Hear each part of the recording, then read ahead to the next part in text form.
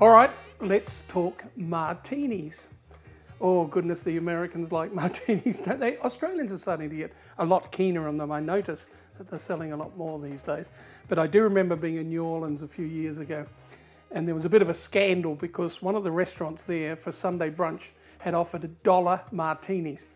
And they said a couple of hundred people, and the first day that they did their $1 martinis, they sold 1,000. We all know Americans are very keen on martinis, we know. But then they discovered that the gin was not that salubrious. I think somebody's brother was making it in a still out the back, or maybe in the bathtub or something. Anyway, so there was a bit of a scandal. And let's get to the straight and narrow here.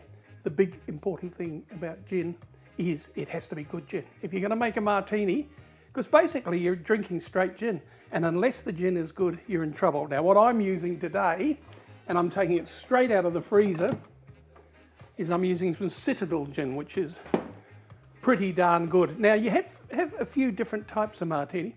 You have the normal dry martini, which is called dry because of the vermouth that's in it.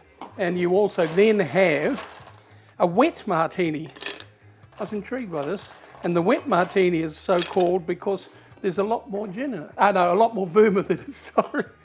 Now an extra dry martini, I am told that Orson Welles used to drink extra dry, and he reckons he just wanted the cork of the vermouth just passed over the top of the gin. He didn't want it in the thing, so that was an extra dry. And then there's the dirty martini, which now the dirty martini is, of course, it has some of the olive, would it be called liquor? Olive liquor or olive juice, whatever. It has some of that in it. And then, of course, there's the James Bond one, shaken, not stirred. Don't know about that one.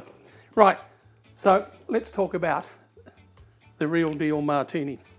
First of all, ice in a glass and a cap of dry vermouth. And you just put that in there. I'm going to do some olives, green olives for this. You can do a twist instead.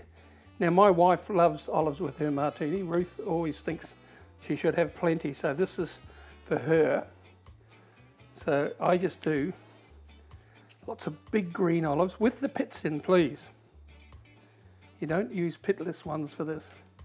And I suppose 4's enough, isn't it? So that's on ice. That goes alongside my martini. And what we then do is we just give this a bit of a swirl. This is the vermouth. We give that a bit of a swirl. And then we tip the whole blessed stuff out. And it's up to you how much gin, of course. I think traditionally it's 110 grams, but I'm not sure. Is it grams? Mils, Ian. And it is straight gin. So this is icy cold.